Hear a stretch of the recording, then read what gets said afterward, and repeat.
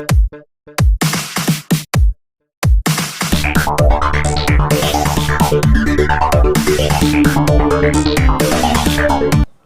To everyone. अगर आप CSIR NET physical science, GATE physics या फिर जेस्ट का एग्जाम देने जा रहे हैं तो आपके लिए इंपॉर्टेंट वीडियो है जिसमें हम डिस्कस करेंगे क्वांटम फिजिक्स के 7 शॉर्टकट्स जो आपको आने चाहिए ताकि कम टाइम में आप क्वेश्चंस को पहचान करके उन्हें इजीली सॉल्व कर पाएं। तो चलिए स्टार्ट करते हैं। देखिए, फर्स्ट जो ट्रिक है वो है डीजेनरेसी। ठीक है, डीजेनरेसी। अगर हम बात करें 2 डायमेंशनल सिंपल हार्मोनिक ऑस्किलेटर की डीजेनरेसी के बारे में तो इसका जो फॉर्मूला होता है इट इज n+1। इसी तरीके से 3 डायमेंशनल सिंपल हार्मोनिक ऑस्किलेटर में डीजेनरेसी का जो फॉर्मूला है it is n+1 n+2 divided by 2। Hydrogen atom में डीजेनरेसी का जो फॉर्मूला है n² भी हो सकता है, 2n² भी हो सकता है। ये डिपेंड करता है कि आप स्पिन को कंसिडर कर रहे हैं या नहीं कर रहे हैं।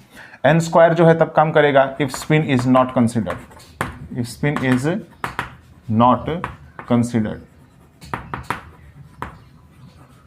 ठीक है, and 2n² if spin is considered, if spin is considered. ठीक है, जैसे क्वेश्चन आया कि 3 डायमेंशनल सिंपल हार्मोनिक ऑस्किलेटर में मान लीजिए आपके पास में एनर्जी गिवन है, एनर्जी इज 9/2 ले लेते हैं, 9/2 h कट ओमेगा। ठीक है, 9/2 h कट ओमेगा ये आपके पास में गिवन है। आपने क्या करना है, इसको करस्पॉन्डिंगली आपने इस लेवल की डीजेनरेसी फाइंड आउट करनी है। ठीक है, डीजेनरेसी क्या होगी। ठीक है, 3 डायमेंशनल हार्मोनिक ऑस्किलेटर के लिए है ये। सो 3 डायमेंशनल हार्मोनिक ऑस्किलेटर में जो एनर्जी का फॉर्मूला होता है इट इज, और देखिए आइसोट्रॉपिक है, ये भी ध्यान रखना, आइसोट्रॉपिक। तभी आप देख रहे हैं omega x, omega y, omega z तीनों आपस में क्या है, इक्वल है ओमेगा के। देन एनर्जी का जो फॉर्मूला होता है it is nx + ny + nz + 3/2 h cut omega. ठीक है, और इसकी वैल्यू कितनी गिवन है आपके पास में, 9/2 h कट ओमेगा गिवन है। सो यहाँ से आपके पास में आ जाएगा nx + ny + nz, जो कि आपके पास में n है, इसकी वैल्यू कितनी आ जाएगी, 9/2 - 3/2 that means 6/2, it means 3।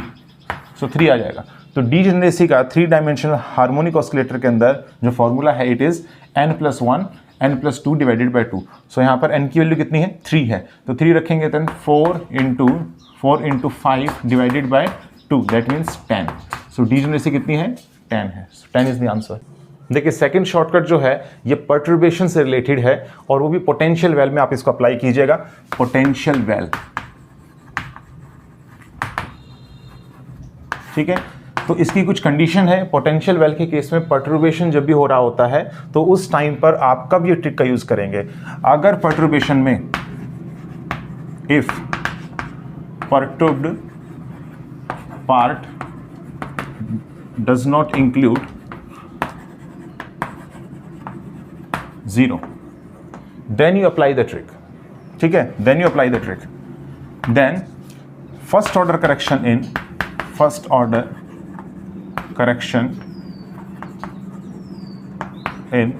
Energy. ठीक है, उसका फॉर्मूला क्या हो जाएगा, इसका फॉर्मूला हो जाता है स्ट्रेंथ कितनी है, strength of the perturbation, strength of perturbation multiplied with the length of perturbation, length of perturbation divided by total length of well, total length of well और पोटेंशियल वेल। ठीक है, जैसे एग्जांपल के लिए यहाँ पर हमने पर्टर्बेशन कर देते हैं, ये है अपने पास। ठीक है, this is x = 0, this is x = L and suppose this is, चलिए इसको माइनस ले लेते हैं, x = 0 ले लेते हैं। चलिए x = 0, ये L है, यहाँ पर है मान लीजिए L/4 and this is 3L/4। ठीक है, ये अपने पास में। सो x = 0, L/4, 3L/4, x = L। और ये जो पर्टर्बेशन किया है इट इज h' = -V0 है ये। ठीक है, इसकी स्ट्रेंथ कितनी है, -V0 है।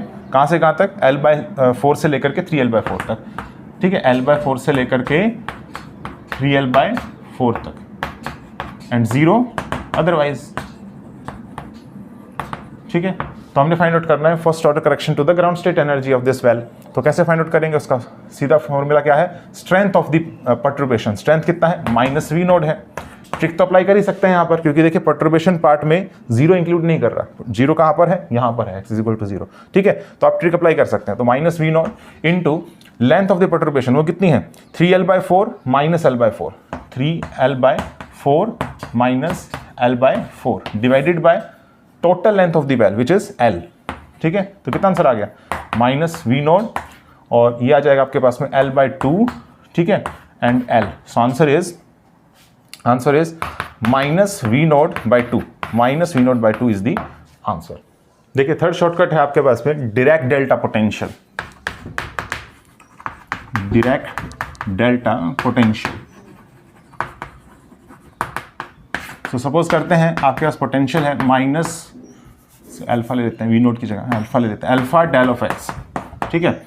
या आपके पास में डायरेक्ट डेल्टा पोटेंशियल गिवन है, आपने क्या फाइंड आउट करना है, इसका करस्पॉन्डिंगली एनर्जी फाइंड आउट करनी है। एनर्जी क्या होगी, ठीक है, वेव फंक्शन क्या होगा, ये डायरेक्टली पूछता देखिए क्वेश्चन, ठीक है। सेशन नेट में ऐसा आया हुआ भी है कि पोटेंशियल दे दिया आपको, सीधा एनर्जी या फिर वेव फंक्शन पूछ लिया। अनसर्टेनिटी इन द पोजीशन भी पूछ सकता है, अनसर्टेनिटी इन द मोमेंटम भी पूछ सकता है। देखिए फॉर्मूला में याद रखेंगे, एनर्जी का जो फॉर्मूला है it is minus alpha k/2, Sai wave function जो है इसका फॉर्मूला है √k e⁻⁻k और absolute value of the x, ठीक है।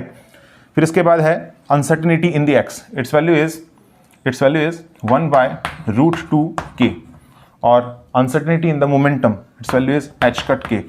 यहाँ पर जो k है, यहाँ पर जो k है इसकी वैल्यू है, k की वैल्यू है m⁴/h², m⁴/h²। तो यहाँ से आप energy, wave function, uncertainty in the position, uncertainty in the momentum आप यहाँ से फाइंड आउट कर सकते हैं अगर आपको एक डायरेक्ट डेल्टा पोटेंशियल गिवन है तो।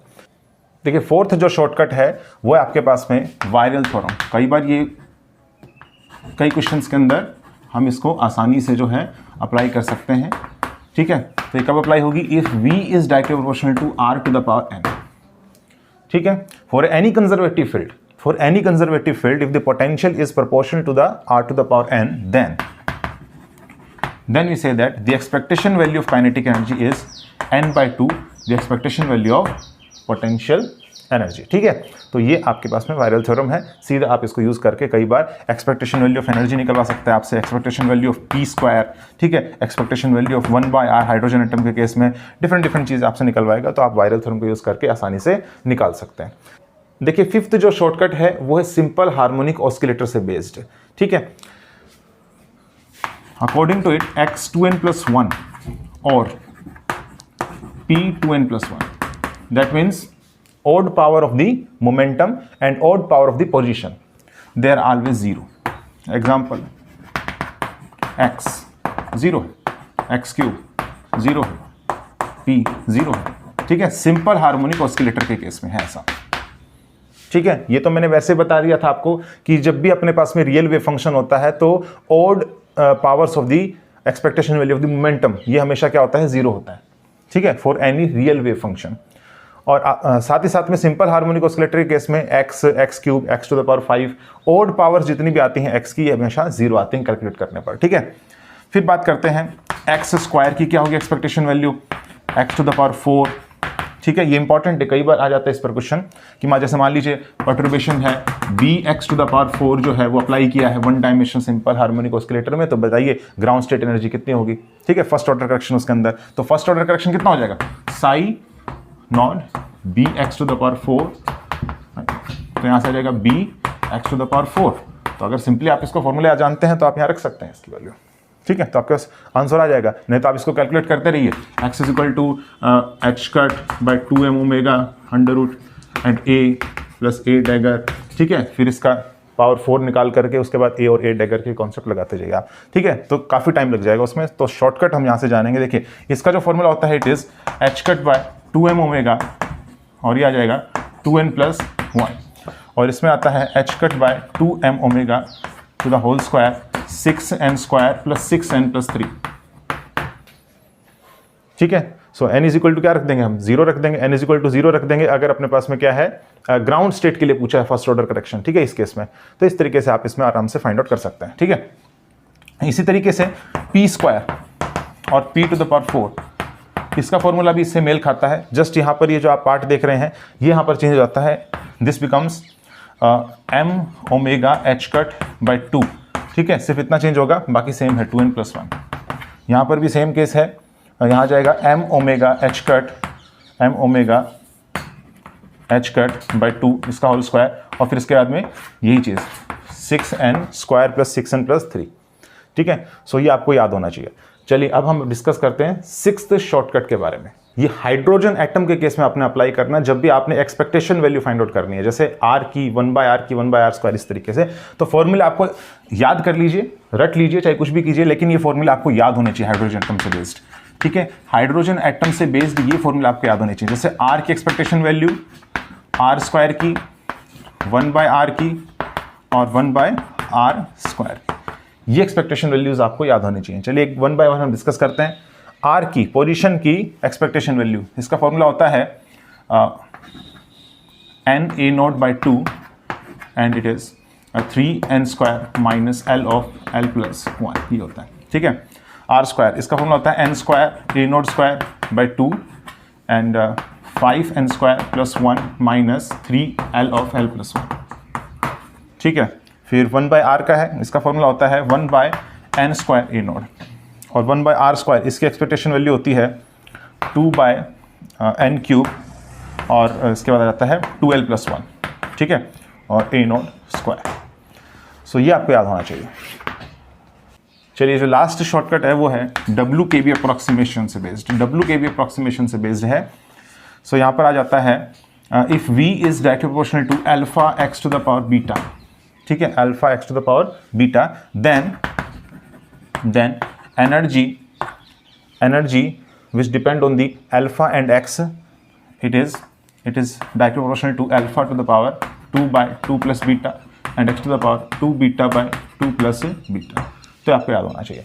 सिंपली ये पूछता है कि एनर्जी जो है किस तरीके से अल्फा पर उसकी डिपेंडेंसी है और एक्स पर उसकी किस तरीके से डिपेंडेंसी है। बीटा की वैल्यू कुछ भी दे सकता है आपको E1 में, जैसे हो सकता है इसकी वैल्यू 2 दे दे, ठीक है, 4 दे दे, 6 दे दे, इस तरीके से आजकल ये कॉमन है, ठीक है। तो इस तरीके से आज हमने 7 शॉर्टकट्स के बारे में डिस्कस किया है। अब चलिए हमने जो पिछले शॉर्टकट्स या शॉर्ट ट्रिक्स हमने जानी है उनसे बेस्ड मैं आपको क्वेश्चन करवाता हूँ। जैसे फॉर एग्जांपल आपको एक फंक्शन गिवन है f of z is equal to, ये क्वेश्चन आया हुआ भी है शायद, z by sine pi z square, ठीक है, ये आपके पास में गिवन है। आपने बताना है सिंगुलरिटी चेक करनी है यहाँ पर, ठीक है, सिंगुलरिटी चेक करनी है इस फंक्शन की, ठीक है। तो कैसे चेक करेंगे? सिंगुलरिटी चेक करने के लिए मैंने आपको कहा था आपने सबसे पहले फाइंड आउट करना है कि where are the poles exist, for that denominator should be 0। So sine of pi z square ये कितना हो जाएगा? 0 हो जाएगा, which is sine n pi. That means pi z square is equal to n pi, that means z is equal to plus minus root n, where n की value जाएगी 0, ठीक है। फिर उसके बाद में प्लस माइनस 1 प्लस माइनस 2, इस तरीके से। सो n इज इक्वल टू 0 पर एक एक करके हमें चेक करना है। n इज इक्वल टू 0 पर हम चेक करते हैं सबसे पहले n इज इक्वल टू 0 पर इसकी सिंगुलरिटी क्या है। देन शॉर्टकट मैंने आपको बताया था limit z tends to z0 f of z, आपने इसको चेक करना होता है, ठीक है। इसको जो आप चेक करेंगे तो देखिए 2 केस हो सकते हैं, या तो आपके पास ये आए फाइनाइट या आपके पास में आई है इनफाइनाइट। अगर ये फाइनाइट आती है देन हम से दिस इज रिमूवेबल सिंगुलरिटी, ठीक है, रिमूवेबल सिंगुलरिटी, जिसके इसमें रेसिड्यू क्या होता है? 0 होता है। इनफाइनाइट आता है then it is non essential singularity, हम पोल कह सकते हैं, जिसका ऑर्डर हम फाइंड आउट कर सकते हैं। कैसे फाइंड आउट करेंगे? देखिए यहाँ पर है limit z tends to 0 f of z क्या है? z divided by sine pi z square है, ये कितना आ जाएगा? 0/0 आ जाएगा, ठीक है। 0/0 फॉर्म अगर आती है तो हम जानते हैं एल हॉस्पिटलिटी रूल आप यहाँ पर लगाएंगे।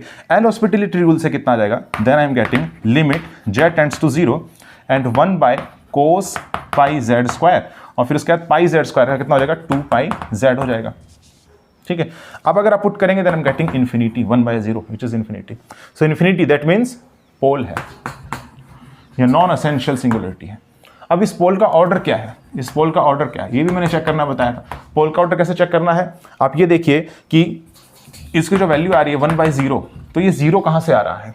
क्या cos पाई z स्क्वायर से 0 आने लग रहा है? जब आप z को 0 टेंड करवा रहे हैं देन आपके पास ये 1 आएगा, तो 0 नहीं आएगा। 0 कहाँ से आ रहा है? 2 पाई z से आ रहा है। यहाँ पर जो z है इसकी पावर देखनी है, z की पावर कितनी है? 1 है। सो पोल है ऑर्डर 1 का, पोल है ऑर्डर 1 का, 0।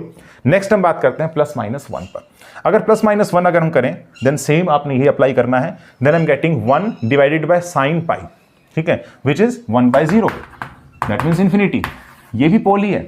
2 अगर आप पुट करेंगे इट इज आल्सो पोल, 3 पोल। इस तरीके से इन्फिनिटी तक आप जाएंगे तो आपके पास क्या मिल जाएंगे? सारे पोल मिलेंगे। लेकिन इनका ऑर्डर क्या है? देखिए 0 कहां से आ रहा है? साइन 0, यहां से 0 आने लग रहा है, साइन 0 इज 0, ठीक है। सो z स्क्वायर की वजह से बाकी सब वैल्यूज के लिए प्लस माइनस 1 हो चाहे प्लस माइनस 2 हो, इन सब के लिए यहां पर क्या आने लग रहा है? ये 0 आने लग रहा है इस z स्क्वायर के टर्म की वजह से।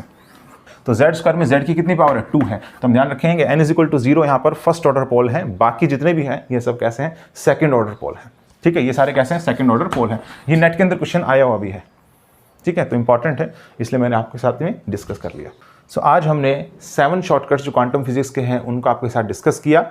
और भी शॉर्टकट्स हैं, आप जो है उनको अगर तो आज हमने 7 शॉर्टकट्स जो हैं डिस्कस किए क्वांटम फिजिक्स से बेस्ड। और भी शॉर्टकट्स के बारे में हम डिस्कस करेंगे आगे आने वाली वीडियोस में। चैनल पर बने रहने के लिए और नोटिफिकेशन पाने के लिए आप इस चैनल को ज़रूर से ज़रूर सब्सक्राइब बटन जो है प्रेस कर दीजिएगा। सो अगर आपको ये वीडियो पसंद आई है आप इसे लाइक भी कीजिए और कमेंट भी कीजिए। Thank you.